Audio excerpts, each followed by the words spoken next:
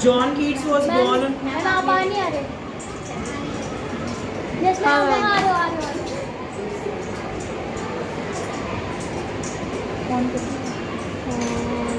John Keats was born in 1795 and he died in 1821. सिर्फ 26 years की as, 26 साल की एज में डेथ हो गई थी। बहुत यंग पोएट थे। Was a British romantic poet, although trained to be a surgeon. Real profession उनका डॉक्टर था। He was a surgeon, doctor थे। Keats decided to devote himself wholly to poetry. लेकिन बाद में उनका पैशन उन्हें क्या लगा कि वो डॉक्टर बनने के लिए नहीं बने, वो पोएट बनने के लिए बने हैं। Keats decided to devote himself wholly to poetry. Keats secreted his path to sway and delight the reader. तो उसका जो main concern, main secret, main part वो क्या थी? To sway and delight. Reader को खुश करना, रीडर को हैप्पी फील कराना, ये उनका मेन वो मोटिव था। Life primarily in his gift for perceiving the world and living his mood and aspirations in terms of language. कहते ये सब चीज़ें वो किसके थ्रू कर रहे थे? Gift of perceiving the world, दुनिया को कैसे वो किस आंखों से, किस नज़रों से वो देख रहे थे। एंड लिविंग हिज मूड्स, उसके क्या मूड स्विंग्स हैं, क्या क्या सोच रहे हैं। And aspirations in terms of language, उनकी क्या एस्पिरेशन, क्या उम्मीदें हैं लाइफ से। ये सारी चीज़ें वो अपनी लाइफ में वो जो कुछ भी फेस कर रहे थे उन्होंने अपनी पोएट्री के थ्रू एक्सप्रेस किया। The following is an excerpt from his poem Endymion. कहते जो ये जो पोएम हमें दिया हुआ है, it is a part. Excerpt means it is a part. ये एक पार्ट है, बहुत लॉन्ग पोएम है, नंबर्स ऑफ लाइन्स की, जिसमें से ये छोटा सा एक हिस्सा है जो हमारे पास, मतलब पोएट्री की कुछ 20 लाइनें हमारे पास है। ये बिगिनिंग पार्ट है। एंडीमियन पोएम का जो एक्चुअल नेम है वो एंडीमियन है। उस पोएम में से एक छोटा सा हिस्सा हमारे लिए, हमारे उसमें दिया। अ पोएटिक रोमांस, यहाँ पे रोमांटिक पोएट का मतलब ये नहीं है कि वो लव पोएट्रीज लिखते थे, ठीक है, वो बिलवेड और लवर के बारे में लिख रहे हैं। नो, रोमांस का मतलब है far flung ideas, far flung thoughts, means जो नॉर्मल ह्यूमन बीइंग नहीं सोचता। ज़्यादातर पोइट्री कैसी होती है? तो नेचर से रिलेटेड, ह्यूमन बीइंग से रिलेटेड। जैसे इनकी पोइट्री एक अलग ही थी, मतलब डिवाइन चीज़ों से रिलेटेड थी, मीन्स गॉड गॉडेसेस के बारे में है, फेयरीज के बारे में है। जो भी पोएम लिखते थे, मतलब जो आम आदमी नहीं सोचता वो पोएट्री लिख लेता है, ठीक है। The poem is based on a Greek legend. Legend क्या होते हैं? Rani Lakshmibai, she is a legend, ठीक है, जो जिन्हें मतलब इनके नाम से बहुत सारी बुक्स वगैरह लिखी हुई है। वो हो सकता है वो फिक्टिशियस भी हो और रियल भी हो। Rani Lakshmibai is a legend but she is a real guy, ठीक है। यहाँ जो ये है, जो ग्रीक लीजेंड की वो बात कर रहा है, ये रियल नहीं है, फिक्टिशियस है। फिक्टिशियस क्या होता है? जिसमें जो इमेजिनरी है, जो बनाए गए, वो एक्चुअल में रियलिटी में वो एग्जिस्ट नहीं करते। In which Endymion a beautiful young shepherd, Endymion नाम है एक शेपर्ड, एक बॉय का, जो भेड़ चराने वाले होते हैं, गधे होते हैं ना, शेपर्ड उसे कहा जाता है। एक beautiful young shepherd and poet who lived in the Mount Latmos. और क्या है? शेपर्ड था और कवि था जो कहाँ रहता था? माउंट लैटमॉस में।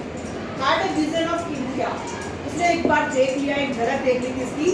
किंथिया की, द मून गॉडेस। अब किंथिया कौन है? उसके मून गॉडेस है। और he feels enchanted, the enchanted youth, enchanted means attracted, he was very much attracted by the beauty of Kentia, resolved to seek her out, और उन्हें ढूंढने के लिए निकल पड़ा।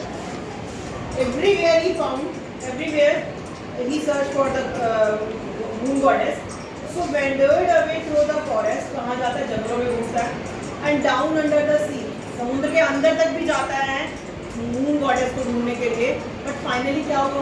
मिल पाती है या नहीं मिल पाती है, कि एंड ऑफ द पोएम पता चलता है। यहाँ पे इस जो पार्ट हमें मिला हुआ है, इस पार्ट में एंडीमियन के बारे में या किंथिया के बारे में there is no description at all.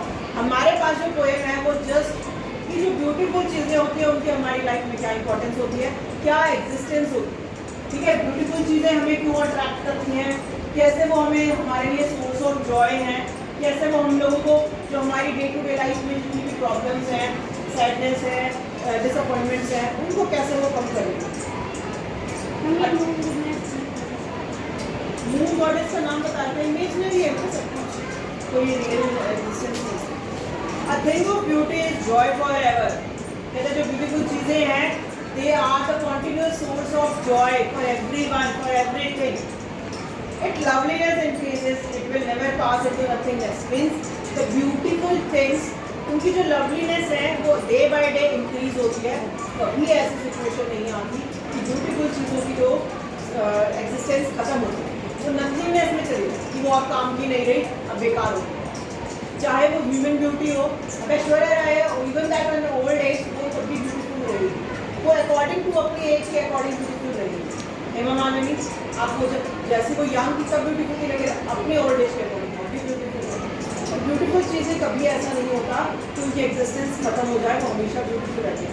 रोज़ चाहे वो बिल्कुल ब्लॉसम में हो, कली हो, या बिल्कुल फिर वो पत्तियाँ उसकी झड़ रही हो, ब्यूटीफुल तब भी रहती है, ठीक है। But will keep a war quiet for us. हमारे लिए क्या है, हमेशा जो ब्यूटीफुल चीज़ें हैं, it is a kind of a short war quiet for us. मतलब हमेशा एक शांति वाला, एक पीसफुल टाइम हमारे लिए वो ब्यूटीफुल चीज़ें, हम जब भी उन्हें याद करते हैं या जब भी देखते हैं तो हमें एक प्लेजेंट सोर्स मिलता है, हैप्पीनेस, हमें खुशी मिलती है। And a sleep full of sweet dreams. नींद जो कहते हैं कैसी नींद है, फुल ऑफ ड्रीम्स। सपने कब आते हैं? जब हम गहरी नींद, when we have a peaceful sleep, जागते हुए बार-बार जाग रहे हैं तो सपने नहीं आते। पीसफुल स्लीप जब होती है तो हमें सपने आते हैं। तो क्या कहता है, sleep full of sweet dreams and health and quiet breathing. कहते हैं जब हम अच्छे से सोते हैं तो हम लोग लंबी लंबी सांसें लेते हैं, हेल्थ मिलती है, अच्छे से सोने से हमारी नींद पूरी होती है, पिटाई बच जाती है।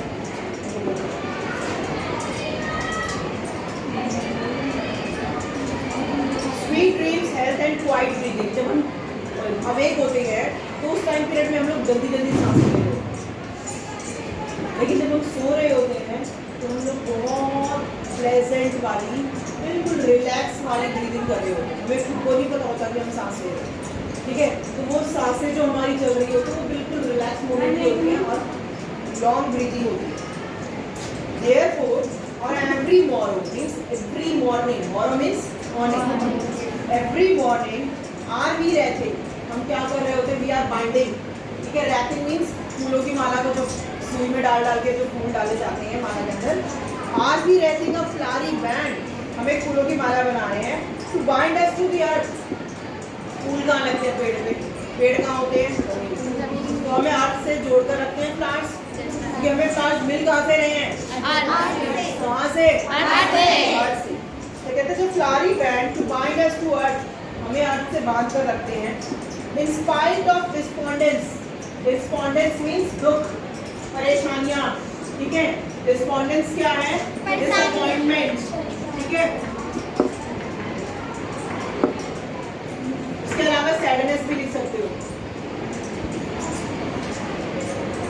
यहाँ पे देखो उसमें क्या कहा, इन स्पाइट ऑफ ऑल, जो हमारी लाइफ में डिफिकल्टीज हैं, सैडनेस है, अनहैप्पी सिचुएशंस हैं, डिसअपॉइंटमेंट है, जितने भी दुख हैं, जितनी भी परेशानियां हैं, of inhuman dress, of inhuman means अमानवीय हैं वो लोग, ह्यूमन मीन इंसानियत है, कोई वो इंसान है, इंसानियत ही नहीं है उनमें, इनह्यूमन है, उनमें मानवता खत्म हो गई है। Death of noble nature, death means lack of something, death means lack of something, कि उनके अंदर कमी हो गई है, किस चीज की, नोबल नेचर्स की। किस चीज की कमी है, ह्यूमन बीइंग अब नोबल नहीं रहा, ठीक है, नोबल नेचर नहीं है उसका, वो कैसे सेल्फिश हो गया, सिर्फ अपने बारे में सोचता है। ऑफ द ग्लूमी डेज, जो डार्क डेज है, जो अंधेरे वाले दिन है, दुख भरे दिन है, of all the unhealthy and over darken ways, जितने भी ओवर कहते हैं अनहेल्दी वेज, आपको पता है जैसे जैसे पॉपुलेशन बढ़ रही है वैसे वैसे क्राइम बढ़ता जा रहा है, तो अनहेल्दी वेज आ रही हैं, ठीक है। और क्या दूसरी चीज़ क्या, ओवर डार्कन वेज मीन्स बहुत डार्क, डार्क से भी डार्क, ठीक है, अंधेरे से भी ज़्यादा अंधेरे, कैसे क्या हो गए, रास्ते हो गए, वेज हो गए, तरीके हो गए। मेड फॉर आवर सर्चिंग, मतलब इन सब चीज़ों को देखते हुए वी स्टार्ट फॉर सर्चिंग, किस चीज़ के लिए सर्च कर रहे हैं? Yes, in spite of all, सारे दुखों के बावजूद, सारे परेशानी के बावजूद, सारी डिफिकल्टीज के बावजूद, we are searching for some shape of beauty. कहीं ना कहीं कोई ना कोई ब्यूटीफुल चीज़ दिखी जाती है, ठीक है। Some shape of beauty moves away the fall. क्या करती है? फॉल का मतलब डार्कनेस है, फॉल का मतलब darkness, moves away the fall, कि कहीं ना कहीं कोई shape, some shape of beauty क्या होती है? उस डार्कनेस को, उस अंधेरे को, उस परेशानी को खत्म नहीं करती, ठीक है। कहीं ना कहीं से भी वो आएगी, जो प्रॉब्लम हम फेस कर रहे हैं कोई ना कोई सॉल्यूशन उसका मिल जाए। तो जो ब्यूटीफुल चीज़ें हैं उस सैडनेस को कम कर देती हैं। फ्रॉम आवर डार्क स्पिरिट्स, अब वो ब्यूटीफुल चीज़ें हैं कौन कौन सी, कहाँ से हमें वो ब्यूटी मिलती है? सच द सन, देखो जहाँ पे विंटर्स हमेशा रहते हैं वहाँ सन में बैठना या सन देखना बहुत ही प्लेजेंट होता है। द मून, रात को चाँद देखना। ट्रीज ओल्ड एंड यंग, बड़े बड़े पेड़ों को देखना भी बड़ा ब्यूटीफुल लगता है। स्प्राउटिंग अ शेडी बूम, जैसे एक छोटा सा पौधा जो बड़े हो गए शेडी बूम बनेगा, वो देखना भी बहुत ब्यूटीफुल होता है। फॉर द सिंपल शिप, भेड़ें बहुत प्यारी प्यारी होती हैं, मेमने बहुत प्यारे होते हैं।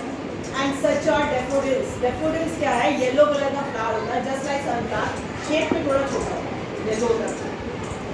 With the green world they live in, green world का मतलब यहाँ पे फॉरेस्ट है, ठीक है। ग्रीन वर्ल्ड की बात कर रहा है, ये सारी चीज़ें कहाँ पर है? फॉरेस्ट में। दे लिव इन, जहाँ वो रहते हैं। एंड क्लियर रिल्स, रिल्स मतलब झरने, कहते हैं जो झरनों का जो साफ पानी है, बिल्कुल क्लियर वाटर है, that for themselves a cooling cover make a line most important line है इस poem की। कहते हैं ये क्या करती है? that for themselves, अपने आप में ही ये सारी चीज़ें मिलकर क्या करती हैं? cooling cover, एक ठंडक देने वाला एक क्या करती हैं? इस हॉट सीजन में, गर्मी वाले सीजन में ये सारी चीज़ें मिलकर क्या करती हैं? हमें cooling cover करती हैं, ठंडक पहुँचाती हैं। break rich with a sprinkling of fair musk rose bloom, जैसे जंगल में क्या है? बिल्कुल बीच में, सेंटर में एक फूल खिला हुआ है रोज का, और वो बहुत बिल्कुल फ्लावर क्या है? पूरा बड़ा बना हुआ है, पूरा अपनी शेप में है, सेंटर में दिखाई दे रहा है, और उसकी जो ब्राइटनेस है वो चारों तरफ फैली हुई है। क्या कहते हैं ना, रिच विद स्प्रिंकलिंग, स्प्रिंकलिंग क्या होता है? जो चमकी होती है ना, देखिए आपके स्पार्कल्स जो होते हैं वो चमक चमक हर जगह फैल जाती है, कितना ही कोशिश कर लो, एक बार अगर डालोगे तो सब जगह स्प्रिंग नजर आएगी। द स्प्रिंकलिंग ऑफ फेयर, कहते हैं फेयर बिल्कुल ब्राइट कलर का फ्लावर है। मस्क रोज ब्लूम, ब्लूम क्या होता है? अपनी फुल लेंथ में खुला हुआ है और खिला हुआ है पूरा का पूरा, और उसकी खुशबू जो है वो सारी तरफ फैली हुई है। And such too is the grandeur of the route, ये लाइन अंडरलाइन कर लेना। ग्रैंडियर का मतलब होता है ग्रेट, ग्रेटनेस। ग्रैंडियर मतलब ग्रैंडियर, कहते हैं सच टू, ऐसा ही क्या है जो ग्रेटनेस है किसकी? ऑफ द डूम्स, डूम्स मतलब डेड पीपल, जो लोग मरे हुए हैं, डेड पीपल, ठीक है। जो डूम्स है, जो लोग दफन हैं कब्रों के अंदर, उनका, उनकी ग्रेटनेस है। जो हमारे पूर्वज थे, जो ये पोएट लिख रहा है, इनके पूर्वज थे, दे आर ग्रेट पीपल। अब की तरह गनिया एटम बम वाली या मिसाइल वाली लड़ाइयाँ नहीं होती थी, हाथों से लड़ रहे होते थे, they are powerful people, great works उनके होते थे। We have imagined for the mighty dead, जो हमारे पावरफुल, माइटी मतलब पावरफुल, जो पावरफुल फादर्स हैं हमारे, जो डेड हैं, जो पूर्वज हमारे जिनकी डेथ हो गई है, उनके बारे में हम सोचते हैं तो ऑल लवली टेल्स, टेल्स मतलब कहानियाँ, तो जितनी भी लवली कहानियाँ दैट वी हर्ड और रीड, जो हमने सुनी है दादी नानी से या हमने पढ़ी है बुक्स में, हिस्ट्री की बुक्स में।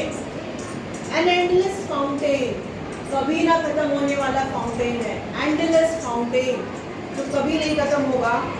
ऑफ इमॉर्टल ड्रिंक, इमॉर्टल मतलब जो कभी ना मरे, जिसकी डेथ ना हो, विदाउट एनी डेथ, जिसका कोई एंड ना हो, विदाउट एंड, ठीक है, जिसकी डेथ ना हो। हम ह्यूमन क्या है? मॉर्टल है, हम मर जाएंगे 100 साल बाद एक साथ, ठीक है। तो इमॉर्टल मतलब जो कभी ना मरे, ऐसा ड्रिंक कौन सा होता है? अमृत, ठीक है। तो वो क्या कह रहा है? Endless fountain of immortal drink, जो हमारे पूर्वज हैं उनकी जो हमारे लिए जो ब्लेसिंग्स हैं, या हमारे लिए वो जितने भी ये कहानियाँ वगैरह सब कुछ है, वो हमारे लिए क्या है, एक तरीके से एक एंडलेस फाउंटेन है, एक ऐसा फुहारा जो हमेशा चलता रहता है और अपनी ब्लेसिंग्स में वो हमें क्या दे रहे हैं, अमृत, इमॉर्टल ड्रिंक जो कभी नहीं खत्म होगा।